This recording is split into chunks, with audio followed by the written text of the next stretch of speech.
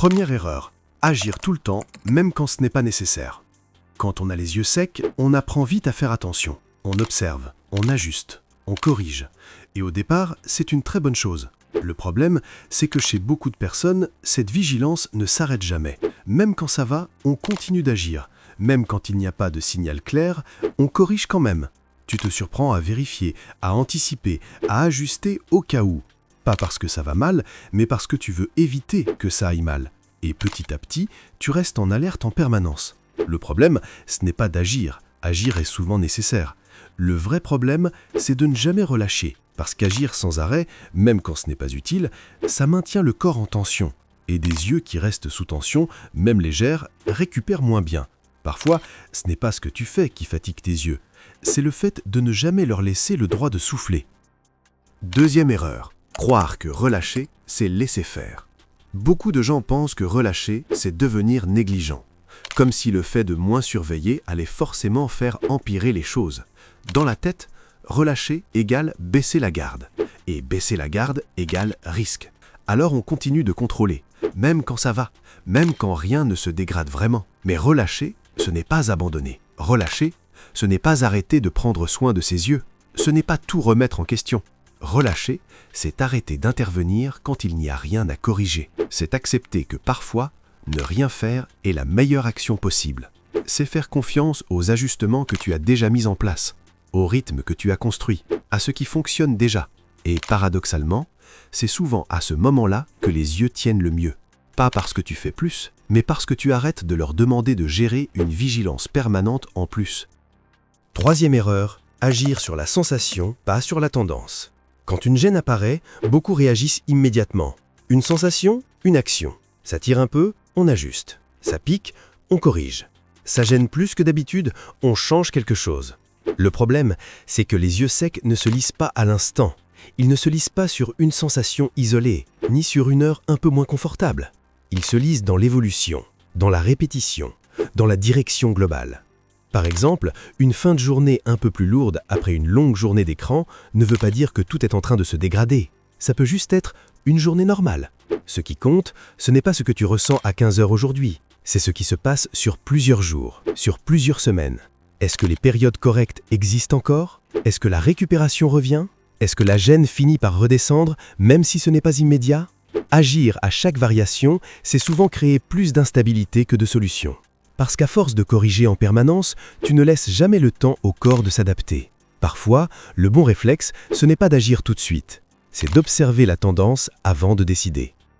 Quatrième erreur, avoir peur de tout gâcher quand ça commence à aller mieux. Celle-là est très fréquente, mais rarement dite clairement. Quand tu as enfin trouvé un certain équilibre, quelque chose change. Tu vas un peu mieux. Pas parfaitement, mais mieux qu'avant. Et c'est souvent là que la peur s'installe. Tu te dis, si je relâche, ça va revenir. Si je fais moins attention, je vais régresser. Alors tu deviens plus prudent, pas plus détendu, plus vigilant. Tu surveilles tout, chaque sensation, chaque variation, chaque petit signal. Tu ajustes au moindre doute, tu corriges avant même que quelque chose n'ait vraiment changé. Le problème, c'est que cette peur recrée de la tension. Et cette tension-là n'aide pas les yeux à récupérer. Elle les maintient dans un état de contrôle permanent. Résultat, tu ne profites jamais vraiment de ce que tu as déjà mis en place. Tu avances, mais sans respirer et sans t'en rendre compte, vouloir ne pas faire d'erreur devient parfois la nouvelle erreur. Parce que l'équilibre, ce n'est pas de tout contrôler. C'est aussi accepter de relâcher quand les choses tiennent. Comment savoir quand agir ? Agir n'est pas quelque chose que tu dois faire en permanence. Mais il y a des moments où c'est clairement pertinent. Agir est utile quand l'inconfort s'intensifie réellement. Pas une petite gêne passagère, pas une sensation isolée, mais quelque chose qui prend plus de place qu'avant et qui ne redescend plus comme d'habitude, même quand tu fais attention. Agir est utile quand la récupération devient plus difficile, quand ce qui passait auparavant ne passe plus aussi bien, quand tu mets plus de temps à revenir à un état correct et que tu sens que les marges se réduisent. Agir est utile quand les périodes correctes disparaissent, quand tu n'as plus vraiment de moments neutres dans la journée, quand tu te rends compte que tu es inconfortable du matin au soir sans vraie pause mentale ou physique. Et surtout, agir est pertinent quand la gêne commence à limiter ton quotidien, ton travail, ta concentration, ta capacité à faire les choses normalement. Quand tu adaptes ta journée autour de tes yeux et non l'inverse. Dans ces moments-là, ajuster a du sens. mais pas dans la panique, pas en changeant tout d'un coup, pas en attaquant sur tous les fronts. Agir calmement, observer, cibler, ajuster une chose à la fois. C'est là que l'action devient vraiment utile, parce qu'elle répond à une évolution réelle et pas à une simple variation passagère. Comment savoir quand tu peux relâcher?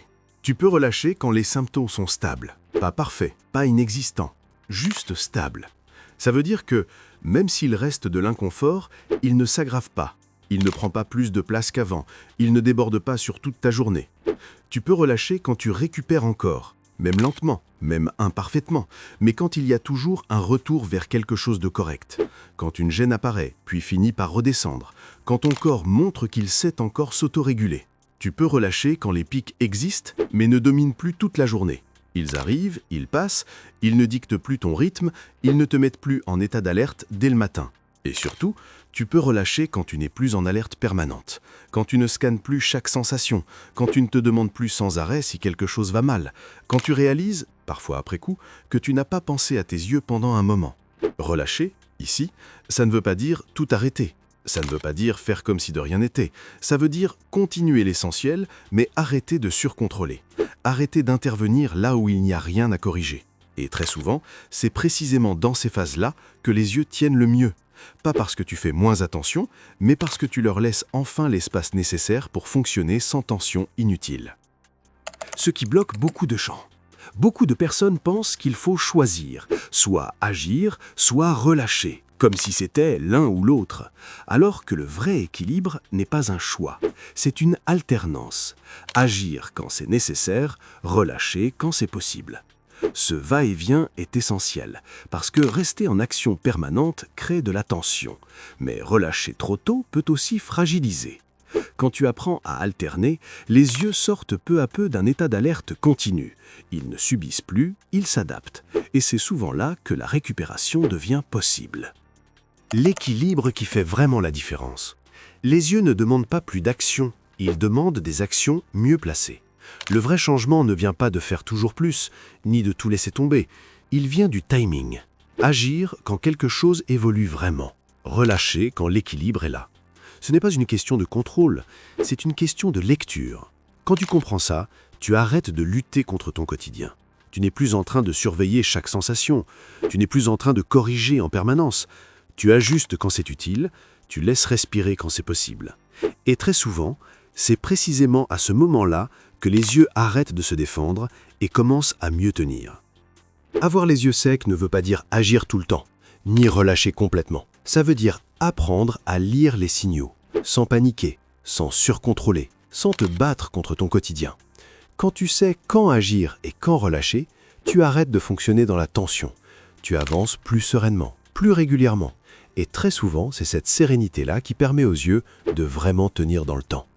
Si cette vidéo t'a aidé à mieux comprendre comment ajuster sans t'épuiser, dis-le en commentaire. Et abonne-toi si tu veux continuer à avancer avec plus de clarté et moins de pression.